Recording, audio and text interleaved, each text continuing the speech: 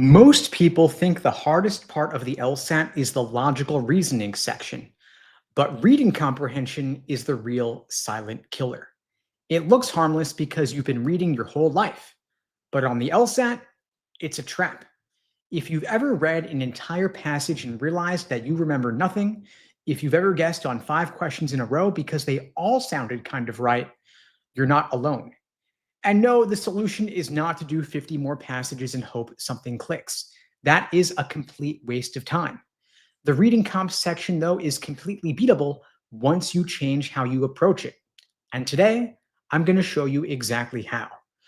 The reason smart students bomb reading comp isn't because they can't read, it's because they're using the wrong mental model. They read LSAT passages the same way they read for school, slowly, carefully, trying to absorb every single detail. And that is exactly how the LSAT beats you. LSAT reading comp is not about memorizing facts. It is about detecting structure. It's asking, can you tell what the author's really trying to do? Can you tell who's arguing with who? Can you quickly ignore what does not matter? But if you treat reading comp like a history quiz, you're going to lose. So I want to invite you to reframe how you read. The author is not a teacher giving a lecture. They are a lawyer making a case. Every reading comp passage is an argument or multiple arguments. Not a textbook, not a Wikipedia article, but an argument. That means the author is trying to persuade you, subtly, strategically, through their tone and the structure of their passage. And your job is to read like the opposing counsel. You're not there to admire their writing, you're there to test it. You want to ask yourself, what's their claim? What's their evidence? And what is the weakest link in their logic? And when we work with students, that one shift, seeing the passage as a legal argument, completely changes how our students read. You stop passively absorbing information and you start analyzing it. Now, every paragraph on the LSAT has a job, and your job is to find out what that job is. You want to look out for signal words because they're clues to the flow of the argument. If you see, for example, some researchers believe, you're hearing one side of a debate. If you see however or critics argue, that is the counterpoint. If you see therefore, this suggests or clearly, that's probably the author stepping in with their own view. And those are your road signs. They tell you where the argument turns. And almost every passage has the same 3 characters: scholar A, scholar B, and the author. Scholar A says one thing, then scholar B disagrees, they add nuance, or they offer a new theory. And then the author either sides with one, with both, or with neither of them. And your goal is not to memorize names or terms. Your goal is to map out who believes what. Once you can see who's on which side, you can stop rereading and start predicting what's coming next. Now, here is the key mindset I want to invite you to adopt when it comes to reading comp. You are not reading to remember, you are reading to label. Every paragraph gets one label. It's either background, it's viewpoint A, it's viewpoint B, it's the author's opinion, or it contains evidence or examples. That is it.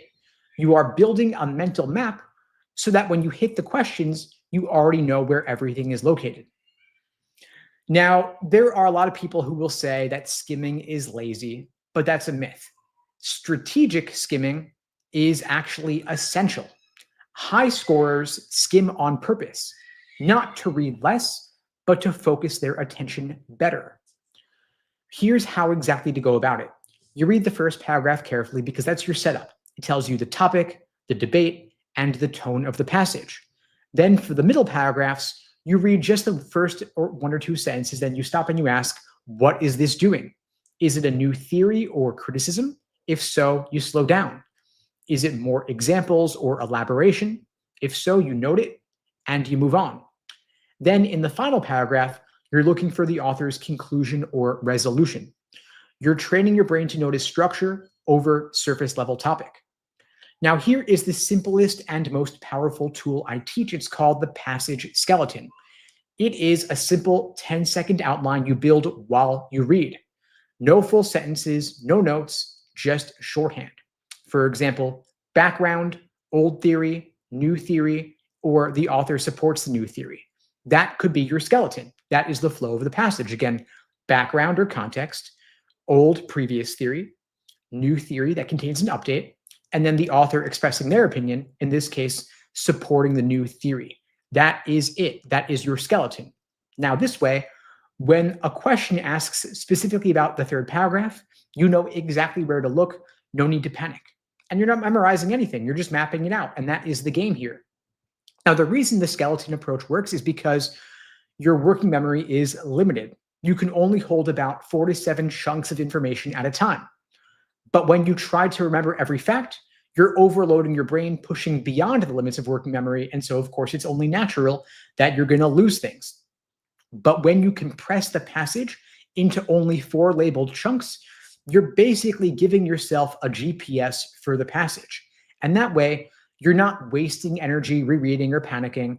You're not forgetting the main idea, and you're not drowning yourself in all the details. Now, here's something almost every student asks me. What if I don't understand the topic? Now, the good news is that does not matter. You don't need to know everything about ant colonies, ancient pottery, or constitutional theory. You've just got to follow the structure of the argument. Who said what?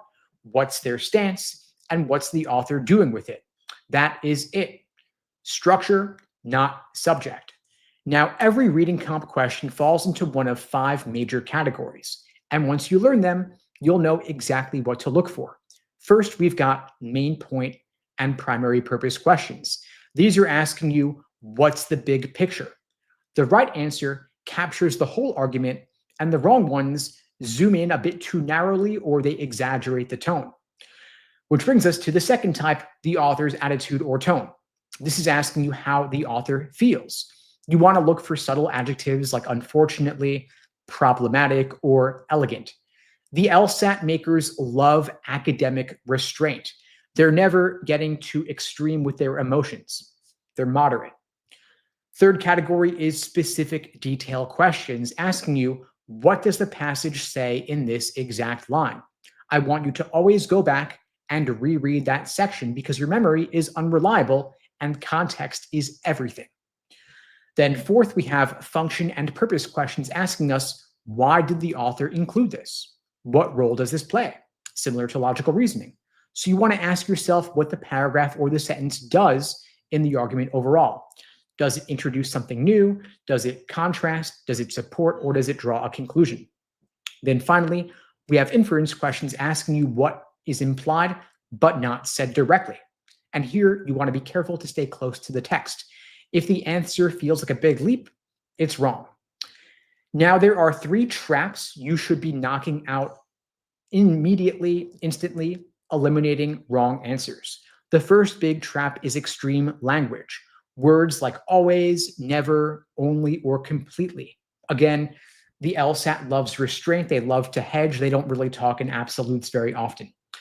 Then the second trap is half-truths, where the first half sounds great, but the second half of the choice will twist or kind of overstate things. Then finally, the third trap is bringing in outside knowledge, which might sound logical, true, or accurate in real life, but it was never stated in the passage itself. If it's not in the text, it's trash, you knock it out. You want to train yourself to say why each wrong answer is wrong during your review process. For example, it's too extreme, it adds information, it flips the author's opinion. Now let's talk about timing. You've got 35 minutes for 4 passages, roughly 9 minutes each. I want you to split it like this. You spend roughly 3 minutes reading and mapping, and you spend 6 minutes answering the questions. That is it. You don't need to read faster. You've just got to stop wasting time on the wrong things. If you hit a hard question and you're stuck after 90 seconds, flag it, move on, and come back later. Most questions are standalone and independent. You can easily come back at the end of the passage. Now, if you've got to reread, it's okay, but you want to do it smart. You don't reread the whole paragraph. You go back 2 lines above the referenced point and 2 lines below. You paraphrase what you read in your own words. Then you look at the answers and you match your paraphrase. And if nothing matches, it probably means you misunderstood the scope. So you've got to recheck the author's stance and their tone. And that alone will save several minutes and your energy. So let's talk about summarizing. Before you look at a single question, you stop and you say out loud, the author mainly argues that X, contrasting A and B, and they favor Y because Z. That is your skeleton. That is your summary. If you can't do that in just 10 seconds, your skeleton is not clear enough. You glance back, you refine it, and you move on. Now, here's how to build skills. You do a skeleton drill where you read a passage and you build a 4-line skeleton, maybe 1 sentence for each paragraph. A function drill could be identifying what each paragraph does in just 5 words or less. An elimination drill could be, for every wrong answer, you label the flaw, the problem, the trap. Is it extreme? Is it a half-truth? Is it pulling in outside information? And a timing drill could be where you cap yourself at that 3-minute limit for reading the passage, no matter what, so that you'll have enough time to solve the questions later that were associated. Now remember, reading comp is rewarding structure. You don't have to love reading. You don't even need to be fast, but you do need to be able to think strategically. That's how you transform yourself from passively reading to actively analyzing. Now, I've got several LSAT reading comp drills lined up for us to do today, going over the basic core skills associated with LSAT reading comp, identifying main point and structure, identifying tone and attitude, and identifying the function of the text. And so we're going to get into those in just a minute. Before we do, I want to encourage you actively engage here. Type your answers in the chat, A, B, C, or D. If you're not sure, just put a question mark, but please do commit to something because you'll have to, of course, commit on LSAT test day itself. And so I've got drill number 1, question 1 pulled up here on the screen. Please take a moment, give it a shot. When you're ready, type your answer, A, B, C, or D. We're going to do 2 easy, 2 medium, and 1 hard. Green is easy, yellow is medium, red is hard. This one is green. Let's go. Number 1. Though many dismissed Legally Blonde as a comedy, it reshaped how people viewed ambition and intelligence in law school culture. What is the main point? A, law school is unrealistic on film. B, the movie mocked lawyers. C, comedy undermines ambition. Or D, the film redefined stereotypes about success. When you have your answer, please drop it in the chat, A, B, C, or D. If you're not sure, drop a question mark, but please do commit to something.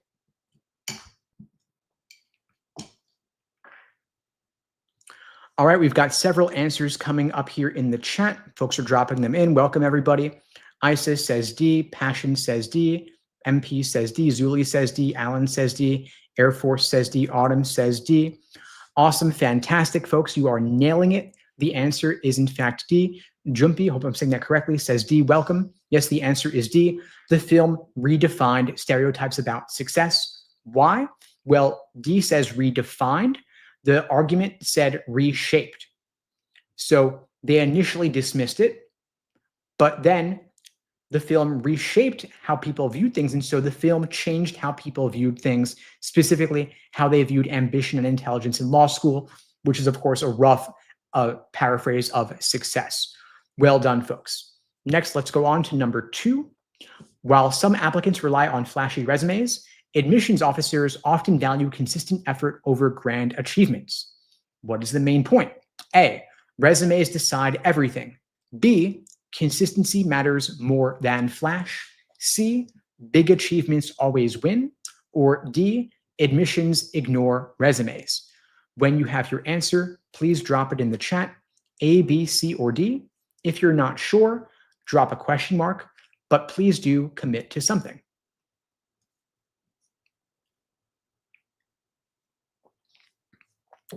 A flood of answers coming in here. Awesome. Let's see what we got. Jamie says B. Valentina says B. Autumn says B. Alan says B. Mariam says B with a question. Isis says B. Newbie Life says B. MP says B. Jumpy says I got his name correct. Awesome. Sweet. Glad I got it there. Okay. So yes, the answer is B. Consistency matters more than flash. Why? Because admissions often value consistent effort, meaning consistency, over grand achievements like flashy resumes. That it's the flash in B. So well done, folks. Nailed it again. Now they're going to get a little bit tougher. On to number 3. Online LSAT prep didn't eliminate tutoring. It pushed coaches to focus on strategy and mindset instead of just content. What is the main point? A, online prep replaced real teachers. B, tutors became obsolete. C, coaching adapted by emphasizing deeper skills. Or D, technology harmed learning. When you have your answer, please drop it in the chat, A, B, C, or D. If you're not sure, just drop a question mark, but please do commit to something. Let's see, we've got a bunch of answers coming in here. See, Jumpy says C, Mariam says C, Passion says C, MP says C, Autumn says C, Air Force says C, Isa, Edward, Allen all say C, Zuli says C. Yes, the answer is C. So coaching adapted by emphasizing deeper skills, going beyond content into strategy and mindset. Well done, folks. You nailed it. Great. Now it's going to get a little bit harder once again. Number 4, data from recent LSAT cycles show score improvements are strongest for students who review their mistakes, not those who just take more tests. What is the main point? A, review quality drives progress. B, the LSAT is random. C, practice volume determines improvement. Or D, retakes lower performance. When you have your answer, please drop it in the chat, A, B, C, or D. If you're not sure, just drop a question mark, but please do commit to something.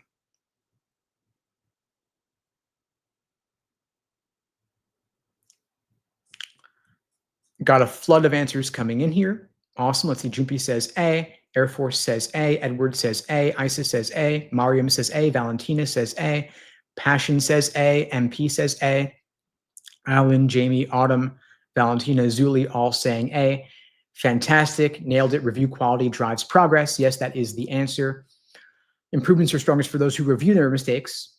So the improvements, meaning the progress, is strongest for those who review, the quality of the review. Awesome. Sweet, folks. Next, number 5. Rather than rejecting traditional study methods, top scorers modernize them with analytics and adaptive drills. What is the main point? A, high scorers blend tradition with innovation. B, analytics replace intuition. C, technology distracts from learning.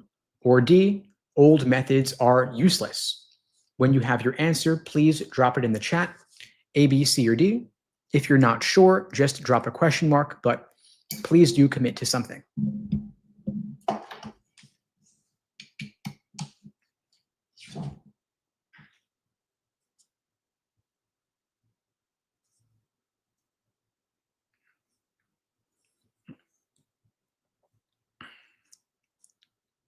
Got a bunch of answers coming in here again. Folks are nailing it. Let's see what we got here. Droopy says A. Air Force says A.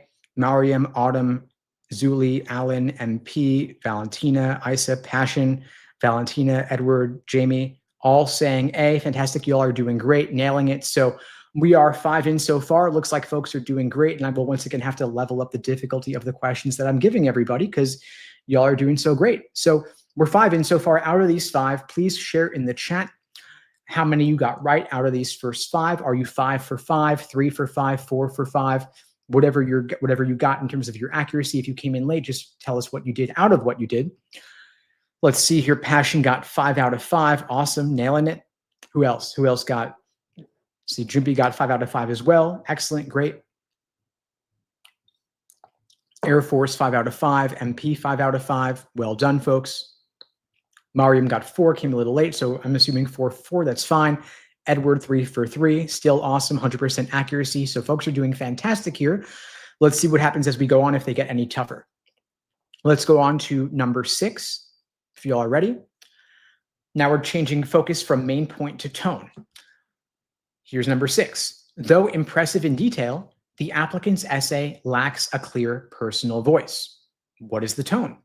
A, cautiously critical. B, neutral. C, dismissive. Or D, admiring. When you have your answer, please drop it in the chat, A, B, C, or D. If you're not sure, just drop a question mark, but please do commit to something.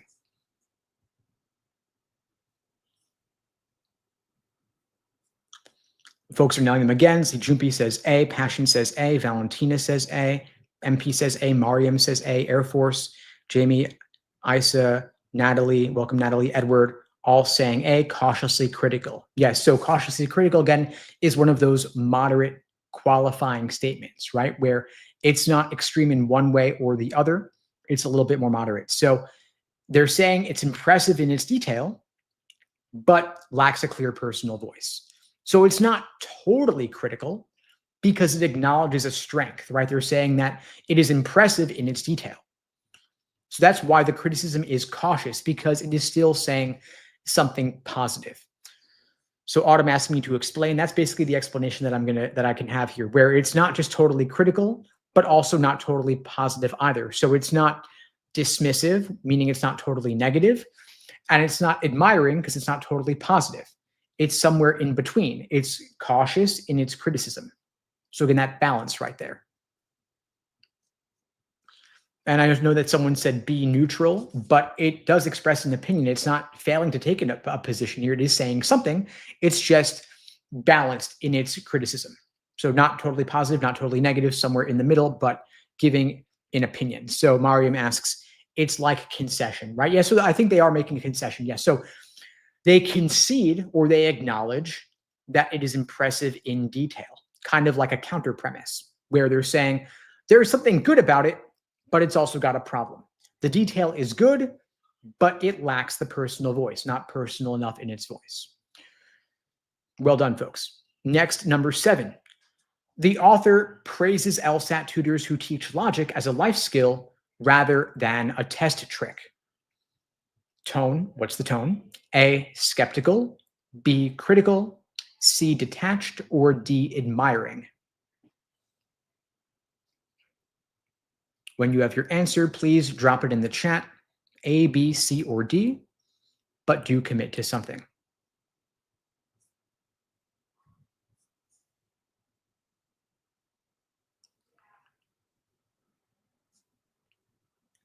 Got a flood of answers coming in here. This one's a little bit trickier, maybe. But mixed results. So Jimpy says C, Edward says D, Natalie says B. Then we have Autumn saying D, Passion, Mariam, MP, Isa, Jamie all saying D, Air Force saying D, Valentina saying D. So if they were detached, I know someone said C, detached. Detached would be like they don't really care. They're apathetic, they're indifferent, it doesn't matter to them. But they are taking a position here.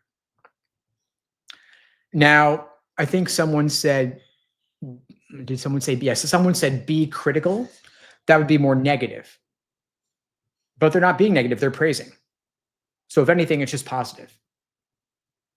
And that's the only tonal term that we have here is praise, positive. So we'd have to go with D as in Delta, admiring. They like it. Making sense? All right, let's go on to number 8. Getting a little bit tougher now. While the proposal for test optional admissions aims for fairness, it reinforces privilege if not applied carefully. What's the tone? A, mocking. B, enthusiastic. C, supportive but wary. Or D, disapproving. When you have your answer, please drop it in the chat, A, B, C, or D. If you're not sure, just put a question mark, but please do commit to something.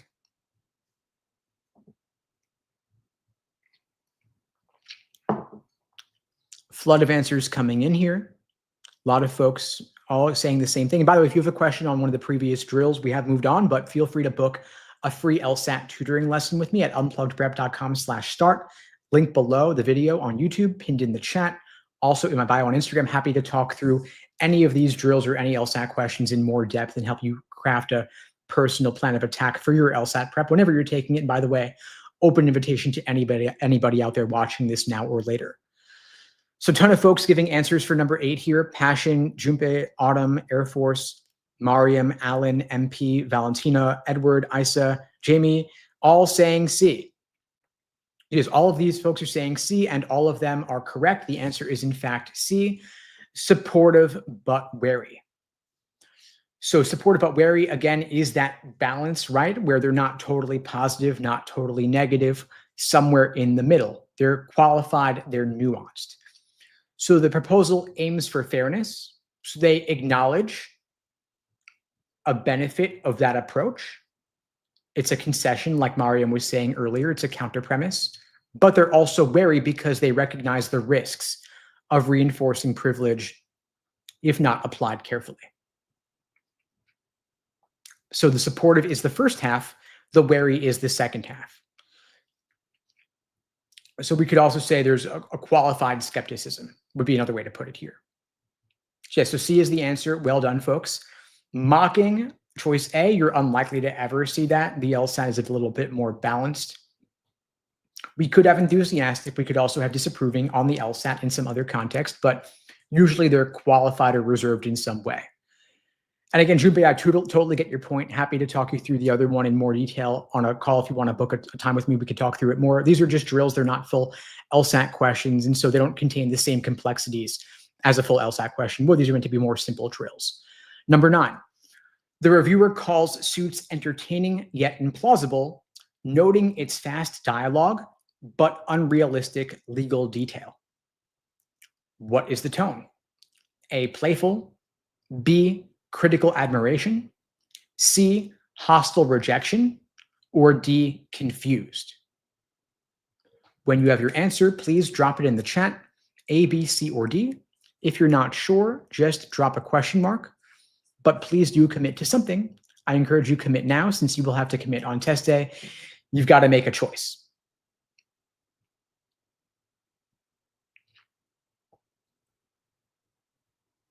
By the way, folks, do you think that review is probably pretty accurate? I don't know. Those of you who have watched Suits, is that a fair summation of the show? Entertaining yet implausible? Probably. Yeah. Fast dialogue? Yeah. Unrealistic legal detail? I think so. Based on what I've seen, even just from the memes alone, that's the impression I'm getting. I'm sure we've got some super fans here in the chat, though. Somebody. All right. So we got answers coming in here. Most folks are generally aligned here on choice B, critical admiration. MP, Isa, Mariam, passion, Jamie, Autumn, Air Force, Valentina, Edward, all saying B. Natalie says C. Mariam says no comments. She likes Suits. Passion agrees. Edward says yes. A lawyer at Morgan told me that everyone on the show would have been disbarred. Yeah, especially for the LSAT cheating, right? You wouldn't have made it through on that one. Yeah, so the answer is in fact B, critical admiration. So it's entertaining, yet implausible. That's the balance, right? So they admire it, they think it's entertaining, but they're also critical because they think it's implausible. Fast dialogue, probably a good thing. We like fast-paced entertainment, right? But unrealistic legal detail, that's the criticism. So again, there's a balance here. They're qualified in their admiration. Now, I know someone chose C, hostile rejection. That is polar negative, totally on one side in the extreme. Again, we're not likely to see anything super extreme on one end or the other on the LSAT. They're usually pretty moderate and reasonable. They might be more positive than negative or more negative than positive, but they will rarely be 0 super negative or 100 super positive. They will be somewhere in the middle, maybe between 25 and 75, meaning maybe they're a bit negative or a bit positive, but not too far on one end or the other. And so here we have the word yet in line 1. We have the word but in line 2, both of them indicating balance, a bit of positive, followed by a bit of negative. So yes, B is the answer. And by the way, folks, I actually saw regarding Morgan & Morgan, I saw a stat recently that they are one of the #1 advertisers on billboards in the United States. I'm not sure if that's true, but it would not surprise me since I see their ads everywhere, even when I travel. So they're doing something right if people are very much aware of them. Number 10, far from condemning AI tutoring tools, the author suggests using them alongside human guidance for balance. What is the tone? A, alarmist. B, pragmatic. C, dismissive. Or D, defeated. When you have your answer, please drop it in the chat. A, B, C, or D. If you're not sure, drop a question mark, but please do commit to something.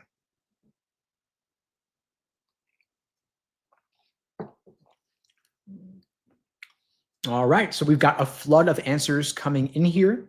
A lot of folks all saying the same thing. Edward, Autumn, passion, Mariam, Jamie, Valentina, Isa, Natalie, all saying B. MP's got a question mark. Totally cool as well. So yes, the answer is B, pragmatic. Now, maybe not everyone knows what pragmatic means, and that's okay. You can always look it up since it's not the actual official LSAT. Pragmatic means practical. And so this is one word that will show up repeatedly on the LSAT. So as you're studying, if you're not sure of a word, always make sure to look it up.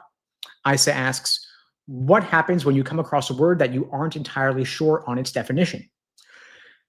You do a couple things. You look for meaning and context. If it is within the passage itself, you can maybe take a reasonable guess based on the words surrounding that word.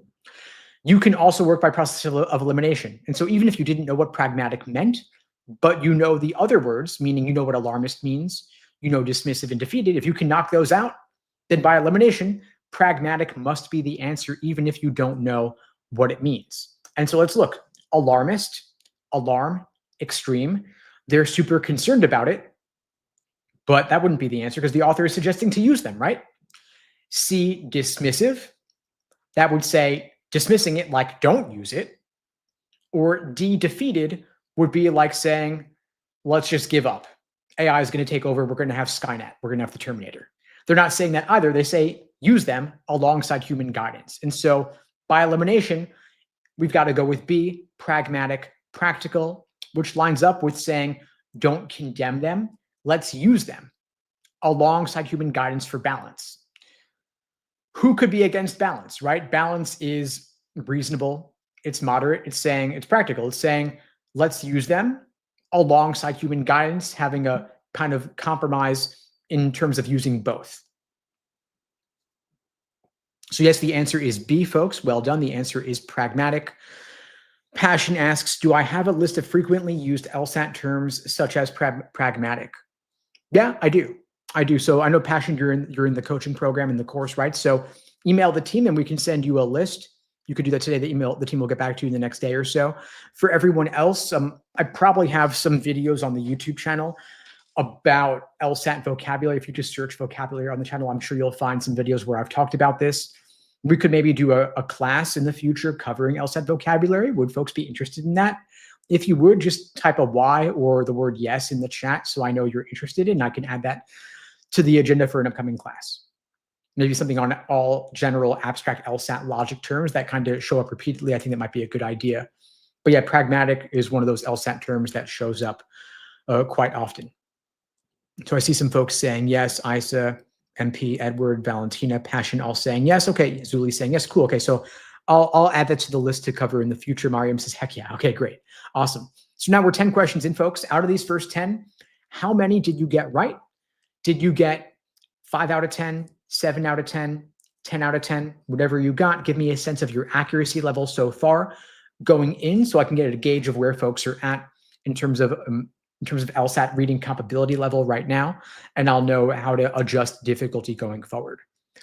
So folks are doing pretty well so far. Isa says 10, Passion says 10, sweet.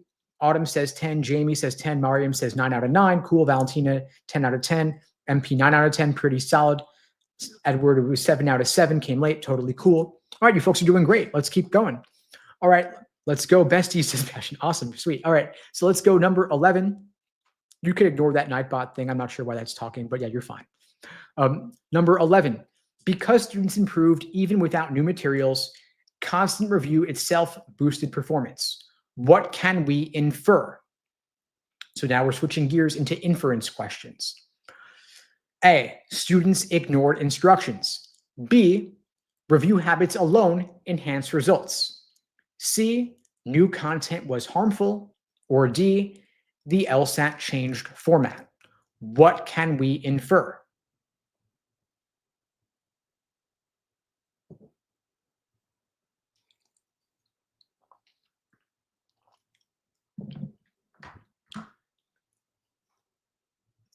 We got a flood of answers coming in here. Folks are all generally aligned. Mariam says B, MP says B, Valentina says B, Jamie says B, Isa says B. Sweet. Air Force got 10 out of 10 so far. Awesome. Passion says B. Zuli says B. So yes, the answer is in fact B. Review habits alone enhance results. Why? Because they said review itself boosted performance. So itself in the argument lines up with alone in choice B, boosted lines up with enhance, and performance lines up with results. So you see how choice B as in Bravo is basically a paraphrase of the passage. And that's why it is a reasonable inference. It's not anything new. We already knew that. And that's why it's good. Inferences are remarkably boring because we already knew it based on the information in the text. Sweet. Next, number 12. Because retakers improved after structured feedback, it's less likely that guessing caused their score gains. What can we infer? A, retakes lower motivation. B, coaching feedback contributed to improvement. C, feedback hinders progress. Or D, random luck explained gains. What's the answer? A, B, C, or D? If you're not sure, just put a question mark, but please do commit to something since you will have to commit on test day as well. All right, we've got a flood of answers coming in here. Air Force says B, Autumn says B, MP, Isa, Jamie, Mariam, Passion, Valentina, all saying B, Zuli saying B. Fantastic. Feedback, coaching feedback contributed to improvement. Why? Because the retakers improved after structured feedback. So then they're suggesting that it's not due to the guessing, but it's due to the feedback. The feedback caused the improvement. So pretty much a word for word. Edward says B as well. Awesome. Mariam says D has never happened to me. So maybe not so far today, but I'm pretty sure it's going to come up at some point. All right, let's go on to next, number 13. The author's praise for pro bono work implies the author values social impact in legal practice. What can we infer? A, the author opposes all law firms. B, charity replaces justice. C, the author values social impact. Or D, pro bono work is outdated. When you have your answer, please drop it in the chat. A, B, C, or D. If you're not sure, just drop a question mark, but please do commit to something.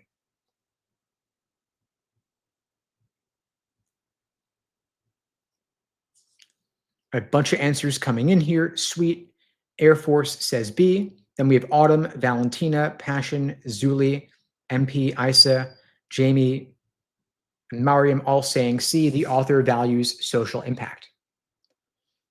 Well, this one's remarkably easy, right? Because we have that in the text. The author values social impact right in the second line. C says also the author values social impact. So word for word, sometimes it actually is that easy. Usually not. Sometimes it's a paraphrase. Zuli says, I have a question. Shoot. If we go ahead and ask, if I can answer, if it makes sense for the flow, I'll go ahead and answer it now. Otherwise, I'll answer it later. But go ahead and shoot. Tell me what you're asking.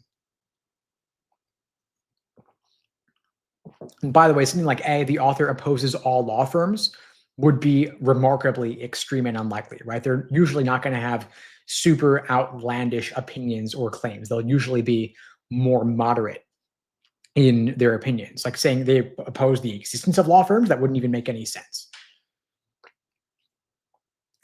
All right, so while Zuli's asking her question, I'm going to go ahead and jump into number 14. If applicants misunderstood a scholarship offer, high acceptance rates may not mean genuine enthusiasm. What can we infer? A, reported enthusiasm might be misleading. B, applicants were bribed. C, scholarships were revoked. Or D, offers were mandatory. When you have your answer, please drop it in the chat. A, B, C, or D. If you're not sure, just put a question mark, but please do commit to something.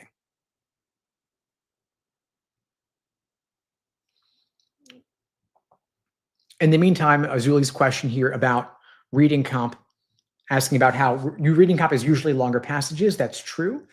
In this case, we're doing shorter drill exercises. I've been playing with different formats over the past week or so. What I found is that shorter drills are working better for this live stream class format.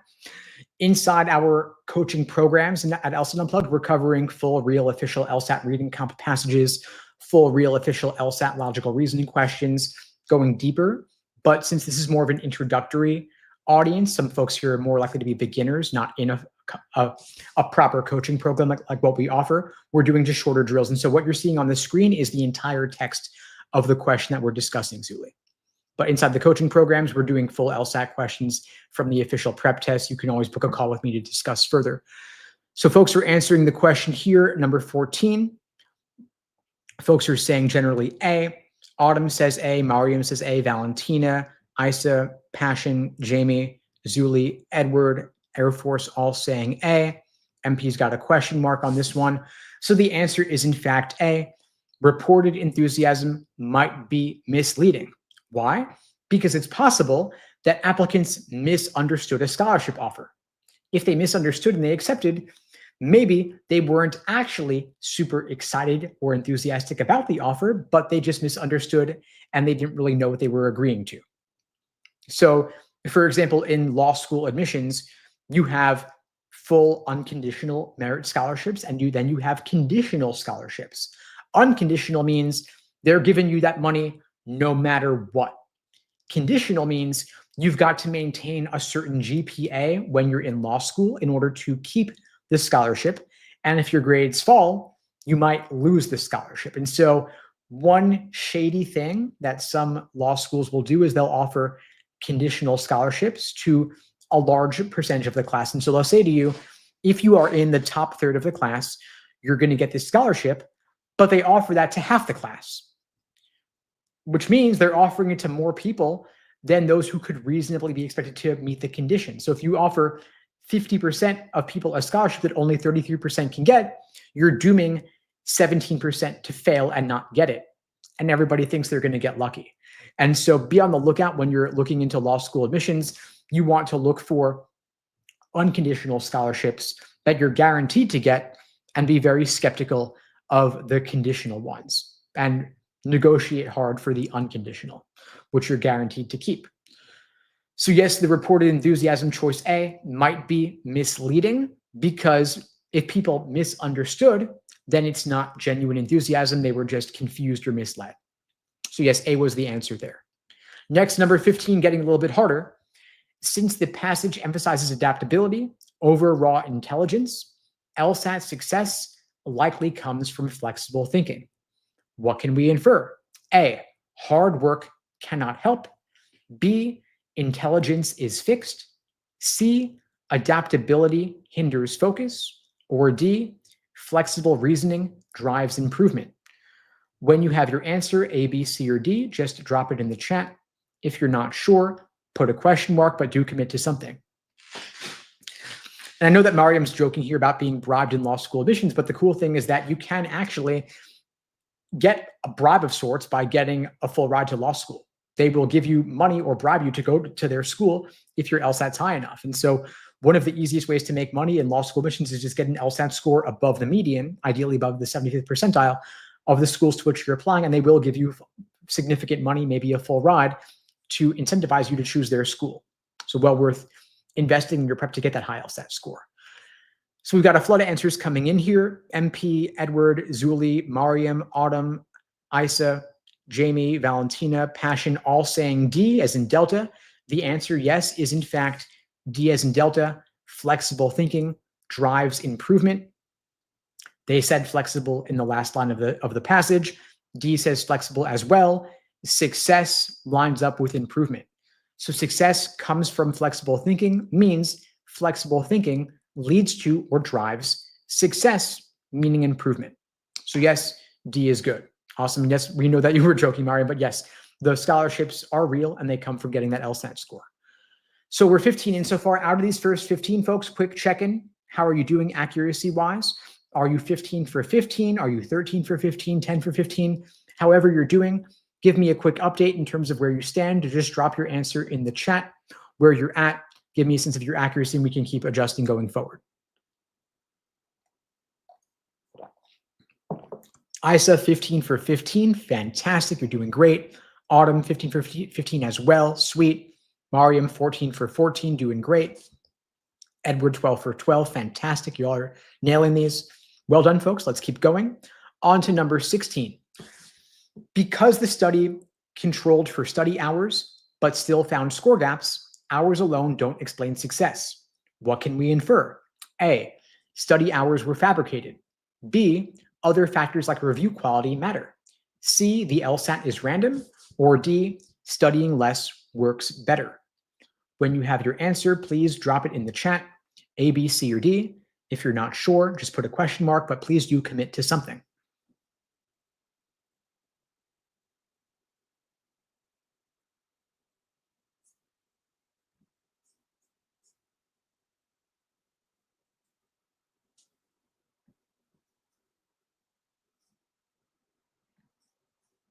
All right, some answers starting to come in here. Let's see. Folks are dropping their answers here. MP says B. Mariam says B. Autumn says B. Passion says B. Edward says B. Isis says B. Valentina says B. Sweet. Y'all are doing great. The answer is, in fact, B as in Bravo. Other factors like review quality matter. And so why do we know this? Because the argument says hours alone don't explain success. They controlled for study hours, but still found score gaps. So something else must matter aside from the study hours that folks are putting in. Something else must be having an impact. So well done, folks. The answer is, in fact, B, and the Air Force updated us 14 out of 15. Fantastic. Julie says if we all took Steve's LSAT, we all get a perfect score. All right, so I'm going to make my own competing LSAT. I'll administer it here for everybody, and I'll forward the results to law schools. What do you all think of that? Happy to give you all your own unique LSAT to take. Cool. So folks are doing great. The answer is, in fact, B as in Bravo. Well done. Next, number 17. The author's reference to unpublished LSAT breakthroughs implies major insights circulate informally among tutors. What can we infer? A, some valuable strategies are not public. B, the LSAT is fully transparent. C, tutors hoard secrets for no reason. Or D, breakthroughs are fake. Well, I'm definitely not personally hoarding any secrets. I'm happy to share literally anything with all of you. And so feel free to ask away whatever questions you have. Hoping that's not the answer. Let's see what else could it be. So when you have your answer, drop it in the chat, A, B, C, or D. If you're not sure, just put a question mark, but do commit to something.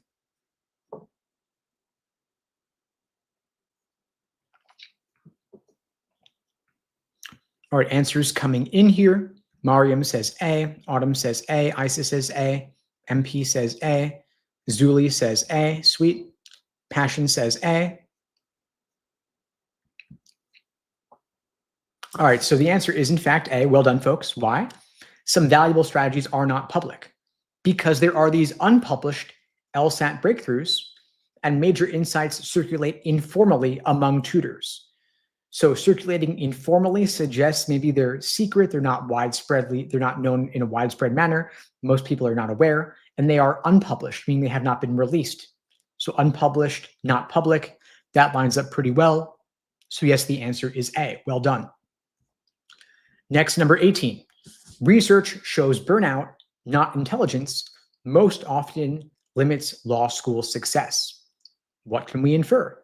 A, burnout is unrelated to grades.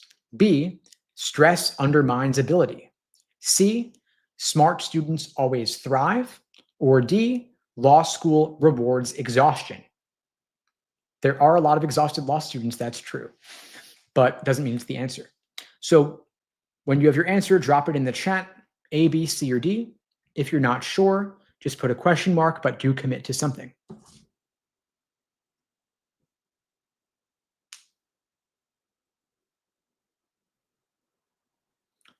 All right, so we've got a mix of answers here. Some folks saying A, some saying B. We got someone changing from A into B. Zuli says B. Mariam says B. Isis says B. Valentina says B. Autumn changed to B. Passion says B. Edward says B.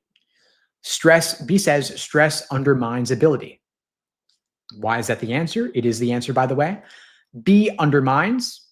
Stimulus or argument says limits. So stress or burnout is limiting success, limiting ability. People are not achieving their full ability because they are burnt out, and that is causing them to underperform relative to how they would have done. So yes, B is the answer. Now, I know some folks were considering A. A is saying burnout is unrelated to grades. In fact, though, the passage is saying the opposite, right? They're saying that burnout is causing a decrease in grades. It's limiting how well folks can do. And so A is containing the right variables, it's containing the right terms, but it's the opposite of what we're looking for because it's saying it's unrelated when we want to say that it actually is related or it is having an impact. So A is the opposite of what we want, which is sometimes strangely attractive because everything else lines up except that one little prefix un. If they said burnout is related to grades, then it would have been good. Let's go to 19.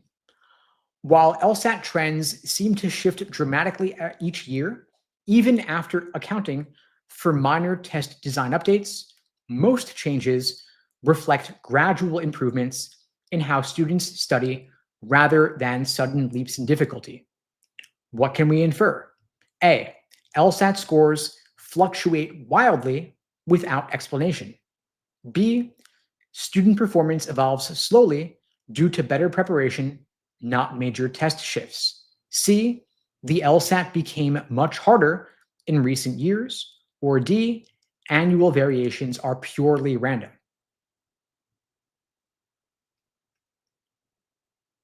When you have your answer, please drop it in the chat, A, B, C, or D. If you're not sure, of course, please put a question mark.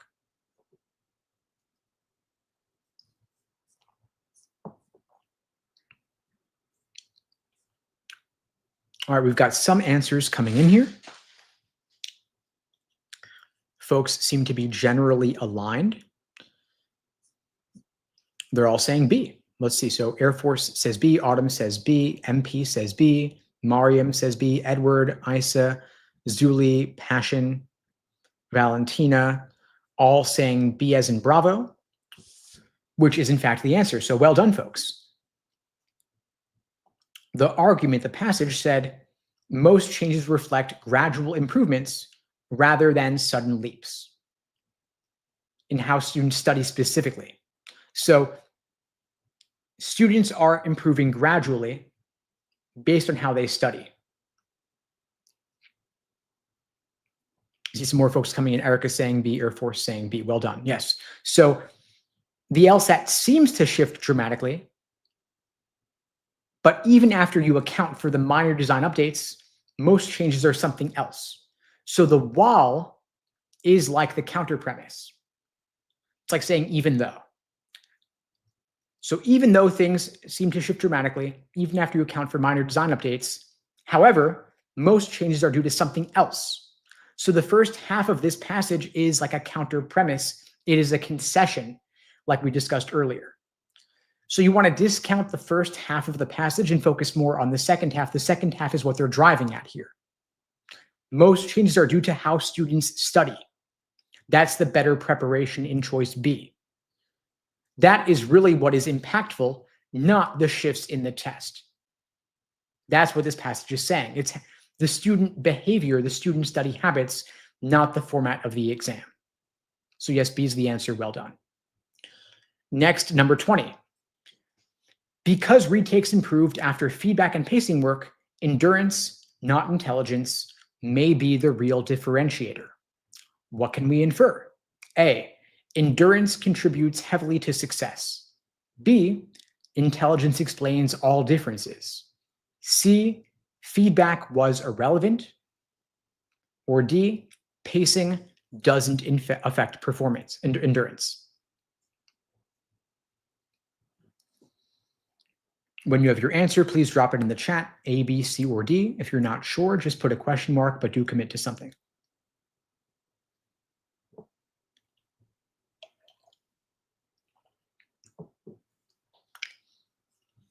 Ton of answers coming in here.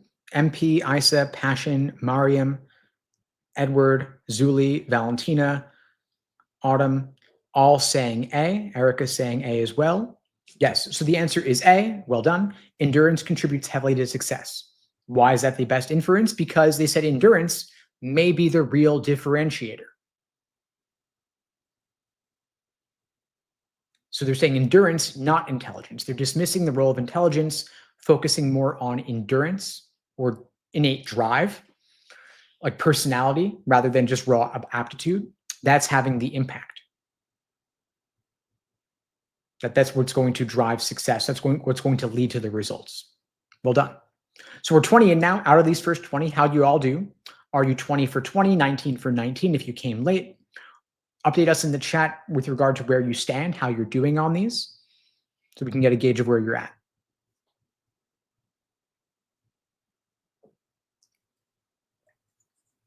Nice, folks are nailing these. So Passion 20 for 20, Isa 20 for 20, Valentina 20 for 20, fantastic. Autumn 20 for 20, Mariam's 19 for 19, sweet. Y'all are doing great. Let's keep going. Number 21. The author mentions Elwoods to show how confidence and preparation can overturn stereotypes about who belongs in law school. What is the function? What is the role of this statement? What does it do? Why is it there? We're changing question types, by the way, of course. So A, the function is to provide an example supporting the idea that skill matters more than image. B, offer background on Harvard Law. C, criticize overconfidence in applicants. Or D, shift focus from gender to fashion. What is the function of this passage? When you have your answer, please drop it in the chat, A, B, C, or D. Flood of answers coming in here. Mariam says A, Zuli says A, MP says A, Zuli says A, Isa, Edward, Autumn, Passion, Valentina, all saying A. Fantastic. Yes, to provide an example supporting the idea that skill matters more than image because it's overturning stereotypes. That's why the author mentions Elwoods, overcoming stereotypes, overturning them to show the role of confidence in preparation. Well done. And Air Force says 19 out of 20 so far. Fantastic. Let's go to 22. The story of a student bombing their first LSAT highlights the importance of reviewing logic errors instead of blaming nerves. What is the purpose of this passage? A, illustrate test anxiety. B, shift topics. C, emphasize the value of analyzing mistakes. Or D, undermine confidence. When you have your answer, please drop it in the chat, A, B, C, or D. If you're not sure, just drop a question mark.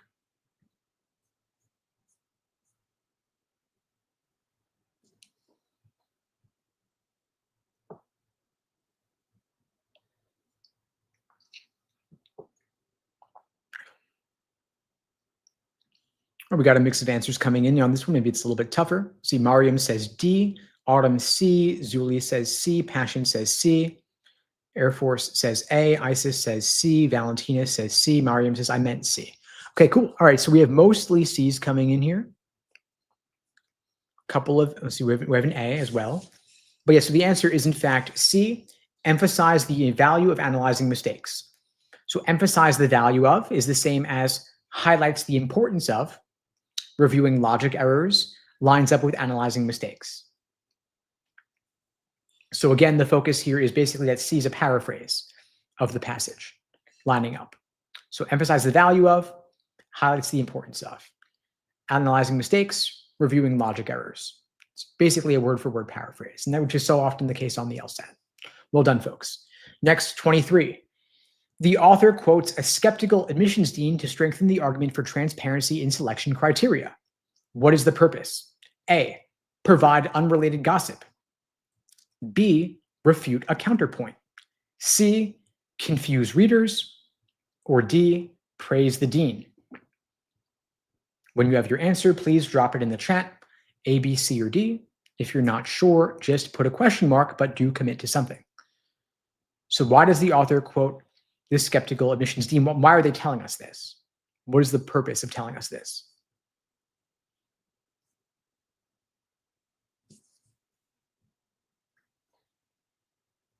So why would the author quote a skeptical admissions dean?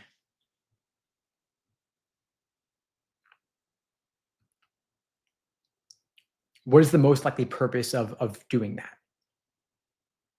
You know, so Mariam says not the gossip. Yeah, probably not. I would certainly hope not. So let's see what we got here. Some folks giving their answers here. Autumn says refute a counterpoint B. Isa says B. Valentina says B. Edward says B.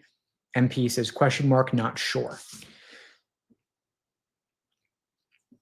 Mariam says to show inconsistency. Passion says B. Yeah, so the answer is in fact refute a counterpoint. The author is quoting a skeptical admissions dean. So they're quoting someone who is skeptical to strengthen the argument for transparency. So the fact they are skeptical means we all got it. Next, 24. Mentioning Better Call Saul introduces an exception to the idea that lawyers must start their careers ethically. What is the function? What is the role of this passage? A, add conclusion. B, present an exception. C, offer analogy. Or D, define professionalism. When you have your answer, please drop it in the chat, A, B, C, or D. If you're not sure, just drop a question mark, but do commit to something.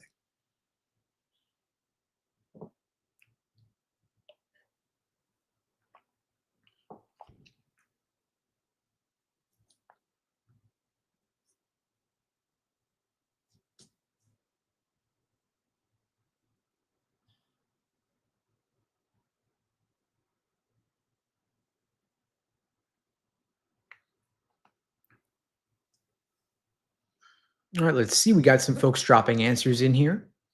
Mostly B's so far. Let's see. Air Force says B. MP says B.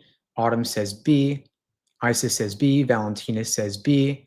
Mariam says maybe C. Zuli says B. Mariam changes to B. YK says hi, Steve. Hello, YK. Mariam's between B and C. LOL, not sure. Edward says B. So mostly B's here, a little bit of doubt, but overall folks are saying B. So B says present an exception. And in the passage, they say, Better Call Saul introduces an exception. So there we have it. The passage literally says introduce an exception. B says they're presenting an exception. So yeah, it's B. It actually is sometimes that straightforward. They're giving it to us. But yeah, so C says offer analogy, but there's no analogy here. An analogy would be like would be like providing some example that's in a wildly different context and then presenting a similarity to the legal context, but there's no other example from some different area here. Everything here is legal in nature. So yes, the answer here is B. Awesome. Well done, folks. Looks like folks overall got this one. Finally, number 25. The author cites LSAT score data to support the claim that structured review programs yield higher improvement. What is the purpose? Meaning, what is the role? A, discredit data. B, give evidence. C, show confusion. Or D, illustrate bias. What is the purpose of this passage? When you have your answer, please drop it in the chat, A, B, C, or D. If you're not sure, just put a question mark, but please do commit to something. In the meantime, we've got some questions here from YK about LSAT reading comp, I think. Narrowing down between two choices. Happy to discuss your LSAT particular struggles with anybody here, but if you want to discuss your situation, the best way to do that is to book a free LSAT tutoring lesson with me personally. We'll meet one-on-one via Zoom at unpluggedprep.com/start. Link below the video on YouTube, pinned in the comments in the chat, in my bio on Instagram. I'm happy to meet with anybody here watching now or later to talk through your situation personally. The best way to do that is to book that free call with me, free LSAT tutoring lesson, unpluggedprep.com/start. I'm happy to help and talk through your situation. In the meantime, folks are dropping their answers here. Let's see. We've got Mariam, MP, Isa, Valentina, Zuli, Edward all saying B, as well as Air Force and Autumn also saying B, Passion saying B. Yes, the answer is in fact B. It is giving evidence. That is the purpose here. They are citing LSAT score data to support their claim. So their claim is that the structured review programs yield higher improvement, and the LSAT score data is the evidence backing it up. That is the data they give to substantiate their claim, to support their claim that the review programs yield higher improvement. So well done, folks. The answer is B. Well done. Now, update us on where you stand. We've done 25 drills so far. Awesome. Drop in the chat how many out of the 25 you got correct. Are you at 100% accuracy? You got all of them right. Did you get most of them right? Give me the exact numbers in terms of where you're at. Are you at 23 out of 25, 25 out of 25? Give us the data, where you stand. Drop in the chat. Passion booked that free lesson with me, and she said it's worth the session 100%. And of course, it's totally free. Book the call, unpluggedprep.com/start. Glad you found it helpful, Passion. Happy to help out anybody out there watching this now or later, listening on the podcast. Happy to talk through your situation and help you craft a plan of attack personally going forward. We're running these free LSAT classes here on YouTube and Instagram every weekday at 2 p.m. Eastern, 1 p.m. Central, 11 a.m. Pacific, totally free. I don't do any advertising for these, by the way. The only way this grows is through word of mouth. And so I really appreciate your support in spreading the word. Please tell your friends, your study buddies. Please spread the word in your group chats, your Discords, your Slacks, your Reddits, wherever you're connecting with others who are also studying for the LSAT. Valentina says, I'm glad you're finding this helpful. Awesome. I'm enjoying the group classes. Sweet. YK says, your YouTube lesson has literally changed my life, Steve. Awesome. I'm so glad to hear it. Mariam says, Nightbot's kind of rude. Yeah, we'll have to get rid of that. It's not working out so much. And folks are doing great on these drills, by the way. Let's see. We got Autumn says 25 out of 25. Valentina got 100%. Mariam got 24 out of 24. Sweet. Air Force, 24 out of 25. Edward, 22 out of 22. Isa, 25 out of 25. Valentina, Passion, all getting perfection. Awesome. Sweet folks, you all are doing great. We're reconnecting tomorrow on Monday, 2 p.m. Eastern, 1 p.m. Central, 11 a.m. Pacific time. I'll see you all there. We're going to be doing a variety, a mixed bag, a grab bag of different LSAT question types. We'll cover flaws, negation, formal logic, and reading comp, all of them on Monday, 2 p.m. Eastern, 1 Central, 11 Pacific. Please spread the word. The more this grows, the more of these classes I will add on and expand these over time. Really appreciate your support. In the meantime, folks, have a great weekend. I wish you all the best and take care. Bye all.